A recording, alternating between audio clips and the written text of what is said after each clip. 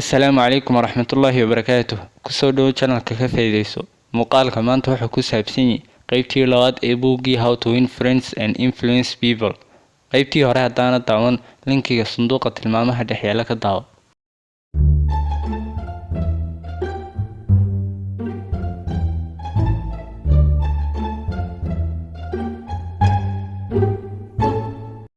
Haddii aynu soo koobno waxyaabihii aynu xalqadda koowaad ku aragnay, qaybta koowaad waxay ku saabsaneyd qaacidooyinka asaasiga ah ee dadka lagula dhaqmo.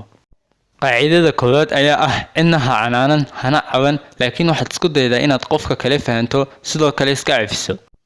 Qaacidada labaad inaad si daacadnimo ah dadka u ammaantid una qadarisid. Qaacidada saddexaad waxaad ka dhigtaa dadka kale inay ku sameeyaan waxaad doonaysid adoo ku beeraya dareen xooggan. qaybta labaadna waxaynu ku arki doonaa sidee baad dadka uga dhigi kartaa inay ku jeclaadaan. qaacidada koowaad si daacadnimo ah waa inaad dadka kale u xiisaysid. 2 bilood gudahood ayaad saaxiibo ku yeelan kartaa adoo si daacadnimo ah dadka kale u xiiseynaya. xaggii aad 2 sano isku dayi lahayd inaad saaxiibo yeelatid adoo isku dayay inay dadka kale ku xiiseeyaan. haddii aad kaliya toon isku daydid inaad dadka kale cajabisid iyo inay ku xiiseeyaan, sidaa saaxiibo run ah ku yeelan maysid.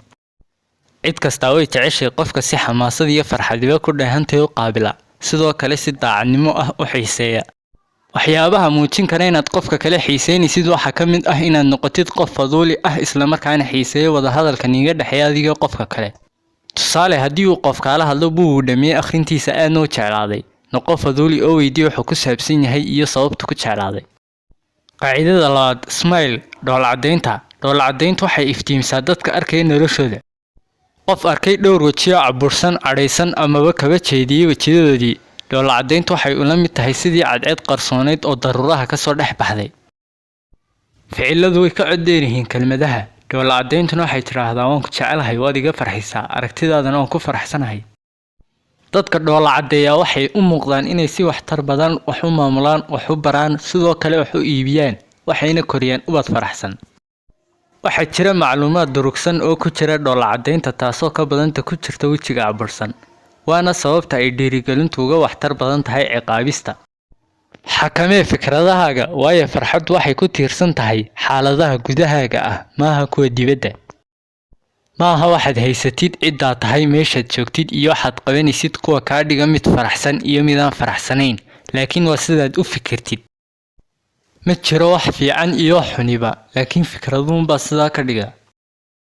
qaacidada saddexaad, remember a person's name. waxaad xasuusnaataa qofka magaciisa. waxaad xasuusnaataa inuu magacu qofka u yahay kelmadda ugu macaan, sidoo kale ugu muhiimsan luuqad kasta. habka ugu fudud ee aad qof ku tusi kartid inuu muhiim yahay ayaa ah inaad xasuusnaatid magaciisa.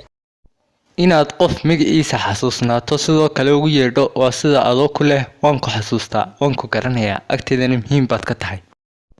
halka inaad qof magaciisa ilowdo tii hore liidkeeda tahay oo macnaheedu yahay iga raali noqo, hortayaad ahayd, waan ku ilaabay, agteedana ahamiyad kuma lihid.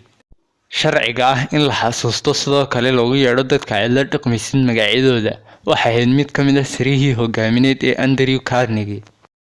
dadka badankoodu waqtiyo tamar ma geliyaan inay xasuustaan amaba dib maskaxdooda ugu celceliyaan magacyada dadka ay la kulmaan. cudurdaaro ayay la yimaadaan ay ka mid tahay waa mashquulsanahay, laakiin kolley kamay mashquul badnayn. Franklin Roosevelt oo ahaa mid ka mid ah madaxweynayaashii soo maray Mareykanka, waqtigiisa qayb ka mid ah ayuu gelin jiray inuu xasuusto dadka uu la kulmi jiray magacyadooda, xitaa shaqaalihiisa kuwii ugu hooseeyey. magaca uu qof leeyahay waa shayga keliya ee dadka kale ka sooca. sidaa daraaddeed marka dambe aad qof la kulantid, isku day inaad magaciisa xasuusnaatid, sidoo kale ugu yeedhid mar walba aad wada hadlaysaan. qaacidada afraad, be a good listener. noqo dhegayste wanaagsan. haddii aad doonaysid inaad noqotid qof ay dadku la hadalkiisa xiiseeyaan, noqo dhegayste wanaagsan. si lagu xiiseeyo, noqo qof dadka kale xiiseeya. dadka weydii su'aalo ay jawaabistooda ku farxayaan, kuna dhiirigeli inay ka hadlaan nafahooda iyo waxyaabihii ay qabteen. waxaad xasuusnaataa in dadku mushkiladahaaga iyo baahiyahaaga in ka badan 100 jeer uga xiiso badan yihiin nafahooda iyo dhibaatooyinkooda.